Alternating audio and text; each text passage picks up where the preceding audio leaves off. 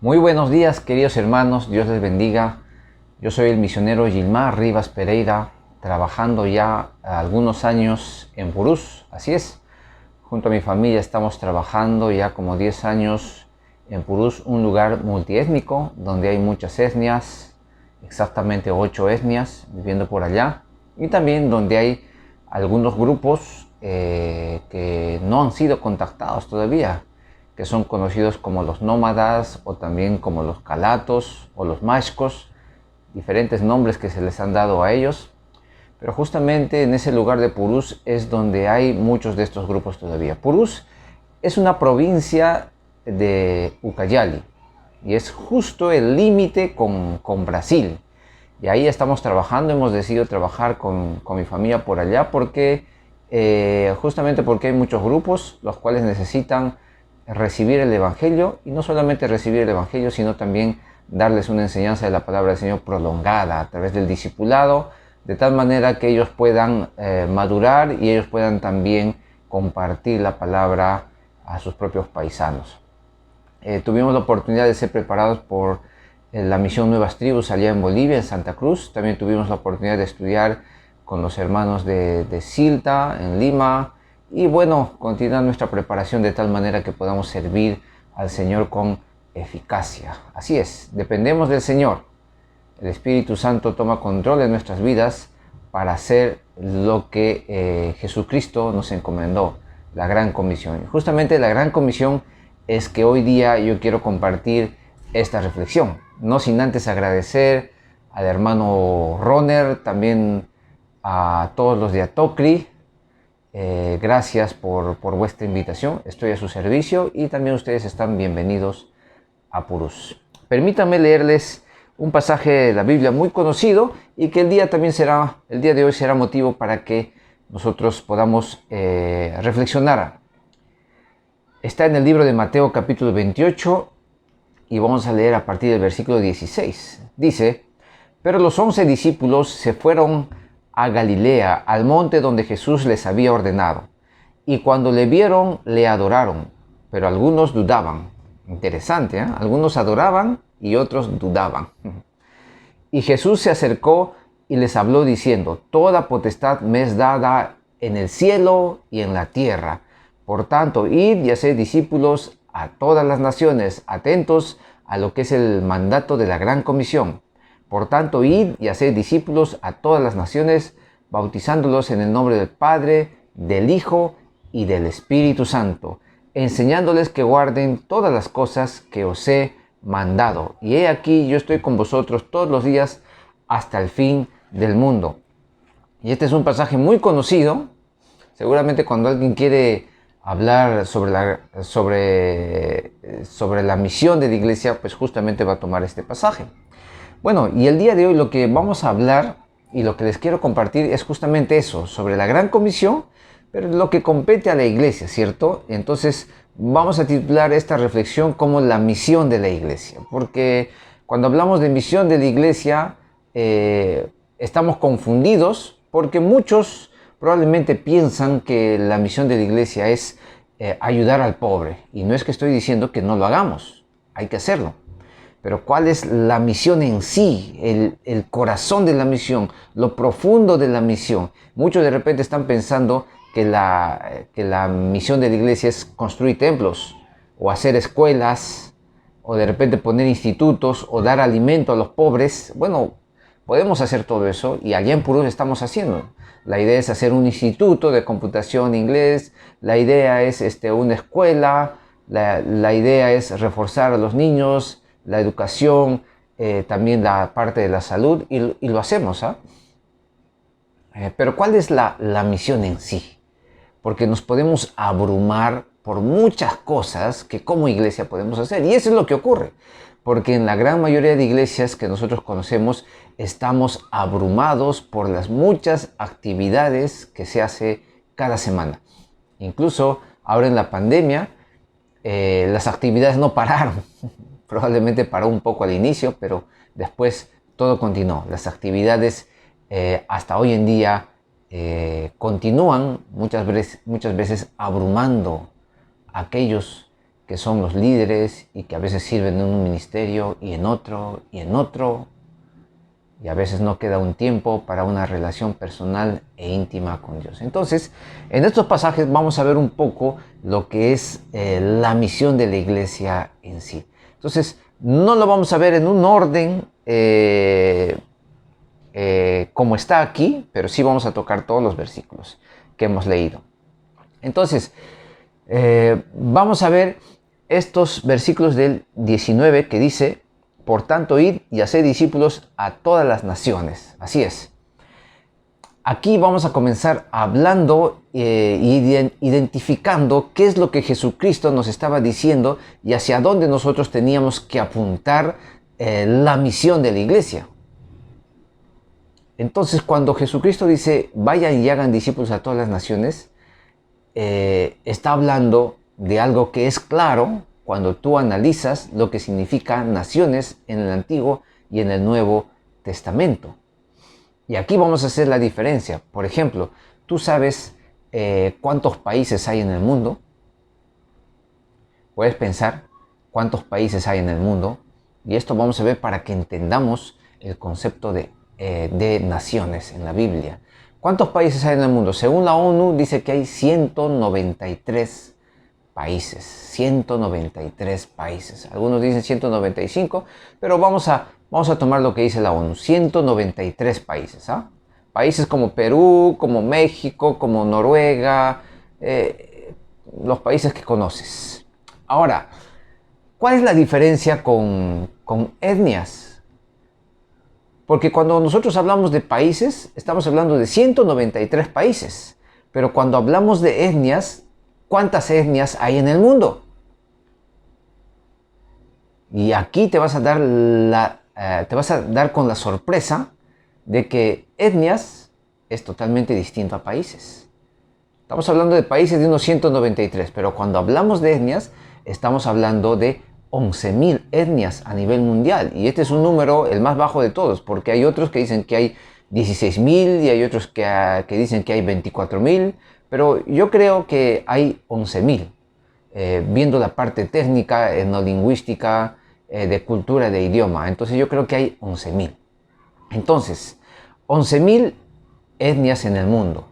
¿Por qué la diferencia entre países y etnias? ¿Cuál es la diferencia? La diferencia justamente es que en los países puede haber muchas etnias. Y la etnia, lo que le diferencia a una etnia de otra, es justamente la parte etnolingüística, la parte de cultura y la parte de idioma.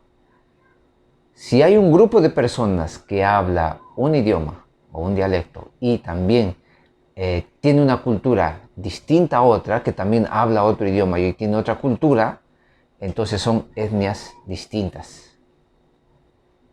Y así puede haber muchas etnias dentro de un país. Por ejemplo, en el Perú, ¿cuántas etnias hay en el Perú? Según el Ministerio de Cultura, hay 55 etnias. Hay 55 etnias según el Ministerio de Cultura. Pero sabemos perfectamente que hay muchos más. ¿Por qué? Porque cuando tú haces el estudio etnolingüístico, te vas dando cuenta que por más que sean de repente quechuas, hay variedad de quechuas en diferentes lugares, por el mismo hecho lógico de que al vivir en diferentes lugares, con los años las costumbres cambian y el idioma también cambia porque el idioma es vivo. Entonces, ahí es cuando podemos hacer una diferencia mayor entre los grupos étnicos en el Perú. Algunos hablan de 63, por ejemplo, el mapa que tengo atrás de los grupos étnicos del Perú es del Instituto Lingüístico de Verano y ellos hablan de 63. De 63. Pero también sabemos que hay más, porque hay estos grupos no alcanzados que no han tenido contacto con gente como nosotros y por ejemplo allá en Purús hay dos, bien identificados hay dos. Y en todo el Perú hay mucho más. Y estos no conocen de fronteras porque a veces están entre el Brasil y el Perú. Entonces ellos no saben si son brasileros o peruanos, pero están viviendo así muchos años, de tal manera que ellos ya hablan un lenguaje y tienen una cultura diferente, por más que sean de un determinado grupo etnolingüístico. Por ejemplo, los mastanaguas allá en Purús son el grupo con el que hemos trabajado, un grupo muy complicado y muy difícil por el cual pido sus oraciones. Ahora, los mastanaguas, por ejemplo, tienen sus familiares que son nómadas. Entonces, cuando tú haces hablar un mastanagua con un nómada, que en alguna oportunidad se pudo hacer eso, entonces hay ciertas diferencias ya en lenguaje y también en costumbres, más que todo en costumbres, porque hay unos que se mantienen viviendo como nómadas y los otros que ya viven dentro de la sociedad y relacionándose con otros grupos también. Entonces, estos grupos probablemente, si algún momento el grupo nómada sale, se establece, que en algún momento seguramente lo puede hacer porque ellos son libres de hacer lo que ellos quieran, nadie les puede impedir, nadie puede decir que ellos se queden tal y como están porque ellos son libres, son seres humanos, no podemos guardarlo dentro de un parque por más grande que sea. Entonces, si estos grupos salen, ahí nos vamos a dar cuenta que las costumbres son distintas y probablemente vamos a hablar de otra etnia. Entonces, cuando estamos hablando de etnias, estamos hablando aproximadamente de 11.000 etnias a nivel de todo el mundo. Y esto sin contar los nómadas, que hay muchos. El Perú, Brasil, son uno de los países que tienen más grupos no alcanzados. Ahora, cuando hablamos de etnias en el Perú, estamos hablando de muchos grupos que todavía no están recibiendo el Evangelio y también que no están recibiendo la edificación de sus iglesias, que eso tiene que ver con un discipulado a largo plazo. Entonces, cuando leímos el versículo 19 que dice, por tanto, id y haced discípulos a todas las naciones, cuando está hablando de naciones, no está hablando de países. Eso lo tenemos que tener bien claro, queridos hermanos, queridos pastores, iglesias. Cuando estamos hablando de naciones en la Biblia, no estamos hablando de países, porque a veces nos desesperamos por tener denominaciones en ciertos países. No, el pensamiento bíblico cuando estamos hablando de naciones, estamos hablando de etnias. ¿Y cuántas etnias hay en el mundo? 11.000 etnias.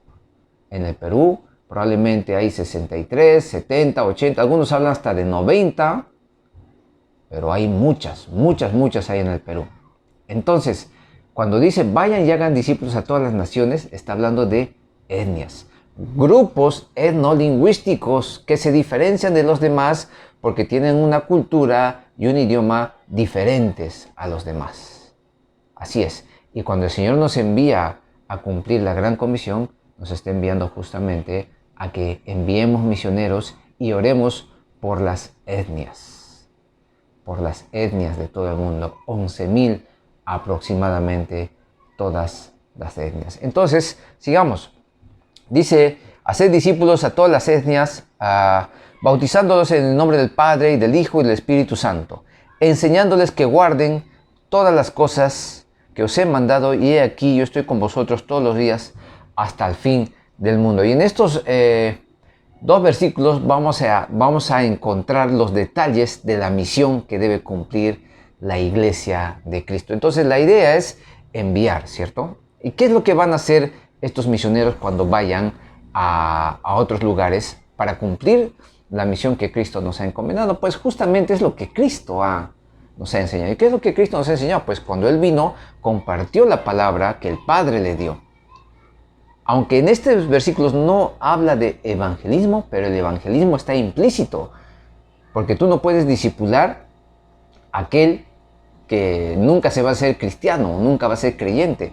Entonces, el compartir el evangelio está implícito en estos versículos, porque vemos que la iglesia en el Nuevo Testamento lo que hacían era llegar a un determinado lugar e inmediatamente hablar de Cristo. Así es. Entonces, lo primero que tenemos que hacer como misión en la iglesia es evangelizar. Tenemos que evangelizar. Lo segundo, como dice, es bautizar. ¿Y por qué bautizar? Porque al bautizar la persona se identifica con Cristo, se identifica con una iglesia, con una familia. Es muy importante la parte de bautizar, pero hay que tener mucho cuidado porque muchos se quieren bautizar porque quieren sentir la sensación, porque estamos en un mundo lleno de personas que quieren sentir y sentir y sentir. Entonces, nosotros lo que hacemos en Purús con los indígenas es que tienen que pasar por un tiempo de prueba, aproximadamente de 6 meses, viniendo a la iglesia, compartiendo con nosotros, aprendiendo, todavía no sirviendo, claro está, pero tienen que pasar por un tiempo de prueba. ¿Por qué por un tiempo de prueba? Porque ellos tienen que manifestar que realmente ya son cristianos. Lo primero que tenemos que hacer como misión, evangelizar. Estamos evangelizando, compartiendo a Jesucristo, y algunos van a creer y otros no van a creer. Pero aquellos que van a creer, les comenzamos a enseñar y comienzan a pasar por un tiempo de prueba en nuestro caso, y en algún momento ellos se bautizan para identificarse con Cristo y declaren que Cristo es mi Señor y es mi Salvador. Y luego entran a un proceso de discipulado, pero no porque el discipulado empiece ahí mismo, sino porque el discipulado ya empezó desde más atrás, incluso desde antes de que ellos se bauticen. ¿Por qué? Porque como ellos ya han creído en Cristo Jesús, entonces nosotros comenzamos a discipularlos, a ellos, a compartir, ir a sus casas, pastorearlos, ir a cazar, ir a pescar, nuestras reuniones de coinonía y todo eso. ¿Se bautice o no se bautice? ¿Regrese a su vida pasada o no regrese a su vida pasada? Pero ya nosotros comenzamos y determinamos quiénes van a bautizar, quiénes van a discipularlos. Entonces los discipulamos. Entonces estamos avanzando. La comisión de la iglesia, la misión de la iglesia tiene que ver con el evangelismo, hablar de Cristo, tiene que ver con bautizar, identificarse con Cristo, y también tiene que ver con discipulado. El discipulado tiene que ver con transferencia de vida. Atención con el discipulado, porque últimamente nosotros estamos errando nuestra práctica del discipulado, porque pensamos que el discipulado solamente es sentarlos en una aula y enseñarles. Eso puede ser parte del discipulado, pero no es el discipulado en forma global.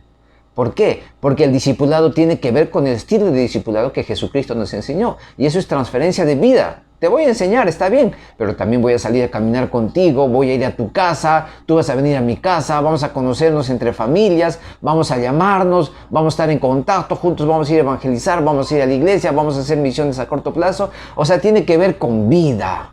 Por favor, atentos a esto, porque estamos menguando el concepto de discipulado. Lo que significa discipulado al estilo de lo que Cristo nos enseñó tiene que ver con transferencia de vida. Tiene que ver con vida con vida. No tiene que ver con que yo soy el maestro, tú te sientas y yo te enseño. Aunque es parte también la enseñanza del discipulado, el enseñar, pero sin embargo el discipulado es mucho más. El discipulado tiene que ver con transferencia de vida. Espero que estemos entendiendo este concepto y espero que tú también lo profundices, pero el discipulado tiene que ver con transferencia de vida. ¿Y cómo es que las etnias van a transformar su vida? Porque muchas veces decimos los indígenas no van a cambiar. Claro que no van a cambiar porque no hay un discipulado a largo plazo. Si a nosotros nos llaman mestizos los indígenas, los nacionales también, los gringos nos llaman nacionales, pero vamos con mestizos. Si nosotros los mestizos tenemos costumbres, por ejemplo, cuando se te cruza el gato, ¿qué dices? ¡Ay, qué mala suerte! Por ejemplo, si sales afuera de tu casa y sales con el pie izquierdo, uy, ahora me va a ir mal, tengo que salir con el pie izquierdo. Y a veces eso lo pasamos a la iglesia, ya no nos importa el pie izquierdo o el gato, pero ¿qué hacemos? Cuando salimos afuera de casa y lo primero que hacemos es, amén. Y muchas veces ese es un amuleto.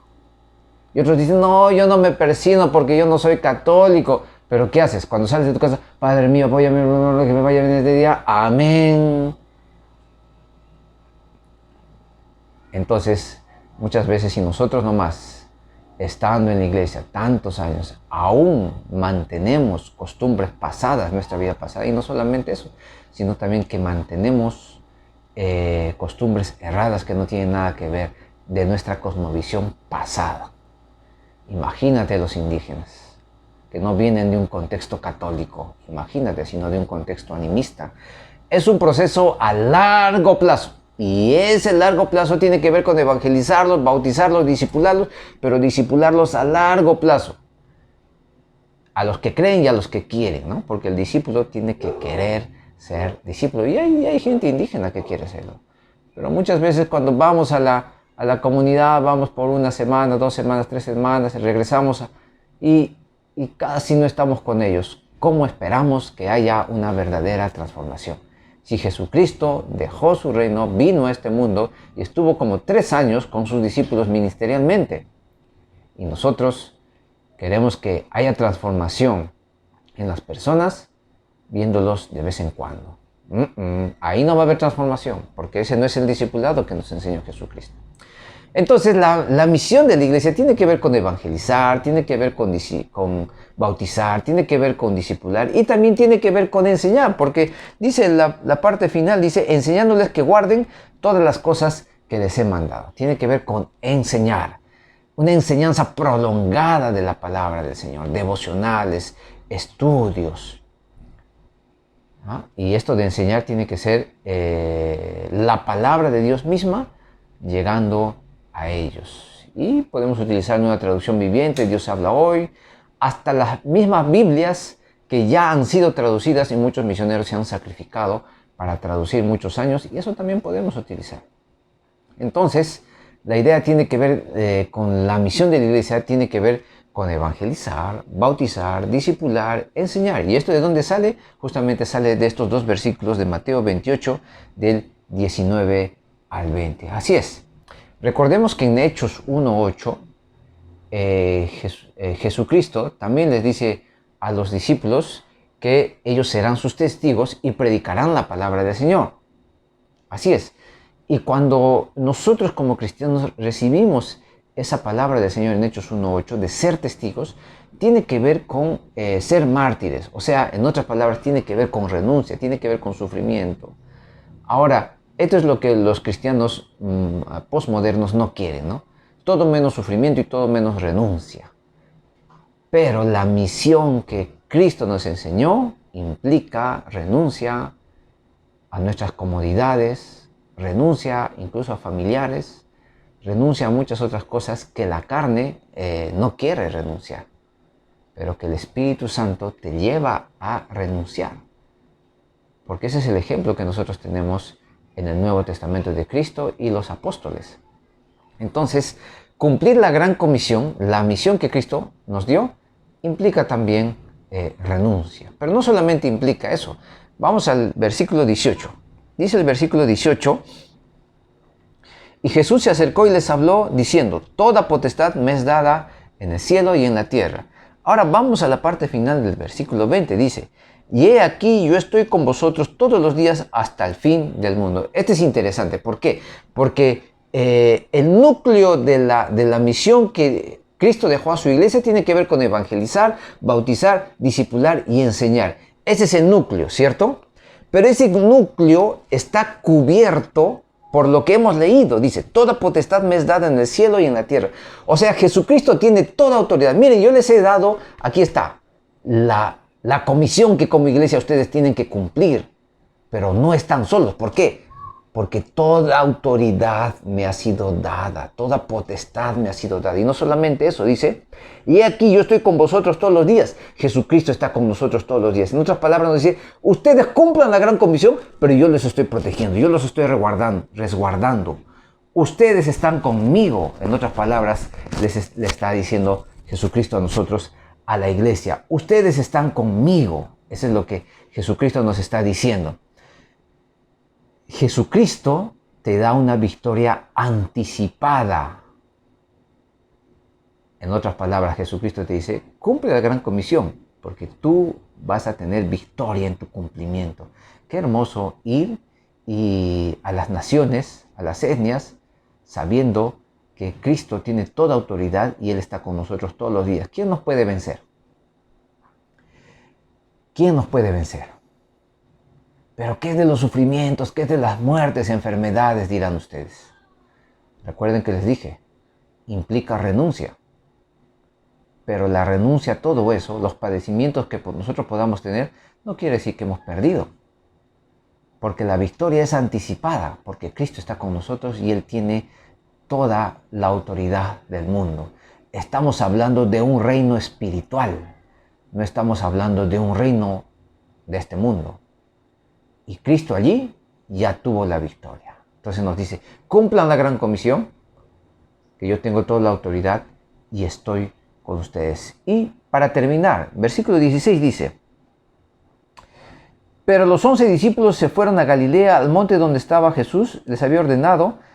17, y cuando lo vieron, le adoraron, pero algunos dudaban. ¿Por qué he dejado al final estos dos primeros versículos? Porque algunos dudaban y otros le adoraron. Entonces aquí vemos dos grupos de personas. Unos que dudan, dentro de los discípulos, ¿no? Porque había no solamente los 12, sino había muchos más discípulos. Pero es así, estimados hermanos. Siempre en la iglesia vas a encontrar gente que duda, gente negativa, gente pesimista, gente que no quiere, y tú vas a perder el tiempo si te haces un quejón. Y tú vas a perder el tiempo si te paras excusando. Pero no solamente eso, sino dice, cuando le vieron a Jesucristo, le adoraron, se postraron. Y he dejado esto al final para que tú entiendas lo que es la adoración. Así es. Permítanme leerles, estos días estoy leyendo este libro de Alégrense las Naciones, este libro de Piper, así es, de John Piper. Permítanme leerles parte de este libro, Alégrense las Naciones, que tiene que ver con la adoración. A ver, atentos por favor, dice, la adoración no es una reunión.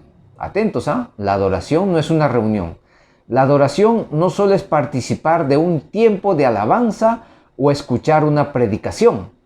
De hecho, la esencia de la adoración no tiene que ver con una acción externa.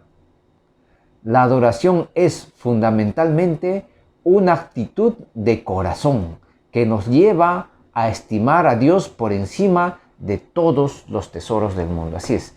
Y la adoración, queridos hermanos, la adoración que el pueblo le estaba dando a Cristo, cuando Cristo les iba a dar la gran comisión, es una actitud de corazón, que no tiene que ver con lugares, ni con momentos, tiene que ver con un corazón entregado y rendido, de tal manera que desde lo más profundo de tu corazón tú lo declares, que Jesucristo es superior en tu vida a cualquier persona y a cualquier cosa y a todo lo que existe.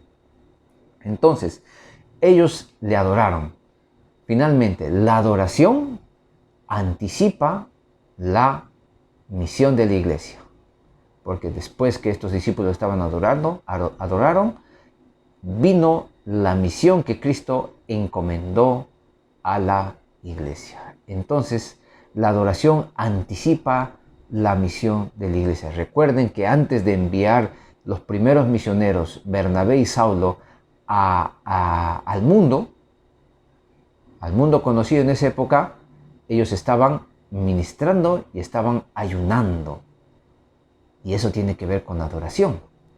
Entonces el Espíritu Santo apartó a Pablo y a Bernabé para enviarlos como los primeros discípulos. Pero la adoración anticipa la misión que Cristo nos ha encomendado a la iglesia. Ahora, la pregunta es, aquí no te voy a preguntar si estás cumpliendo la gran comisión o no, porque ese es el resultado de algo. La pregunta es, ¿estás adorando a Dios? Dios es primer lugar en tu vida, sobre todas las cosas. ¿Es Dios realmente a quien tú adoras desde lo más profundo de tu corazón? Si es que es así, entonces, ¿qué es lo que se va a ver como resultado? El cumplimiento que Cristo nos encomendó, la gran comisión. Así es. Entonces, la gran comisión tiene que ver con evangelizar, bautizar, discipular y enseñar. Cuando hay un contexto de adoración, pues vamos a cumplir esa misión. Permítanme orar y gracias por el tiempo. Señor, queremos darte las gracias, amado Padre, porque entendemos que cuando hablamos de naciones estamos hablando de etnias. Y es allí donde tenemos que enviar nuestros misioneros, Señor. Gracias, Señor, porque tú nos has dado una misión para la iglesia. Y aunque podemos hacer muchas otras cosas más, pero tenemos que centrarnos en la misión que Cristo nos ha encomendado. Gracias, Señor, por este tiempo. Rogamos por las iglesias, amado Padre, que acepten esta gran comisión de ir y hacer discípulos a todas las etnias. Rogamos por Atocri también, Señor, que sigas sirviéndote a ti, Señor, en la predicación de tu palabra, movilizando, Señor, a las iglesias, a las misiones, y sobre todo, Señor, que también todos juntos te adoremos y te declaramos como el número uno en nuestras vidas, sobre todas las personas y sobre todas las cosas. Que tú seas superior, que tú seas supremo en nuestras vidas. En Cristo Jesús oramos. Amén. Bien, hermanos, Dios les bendiga y gracias por este tiempo.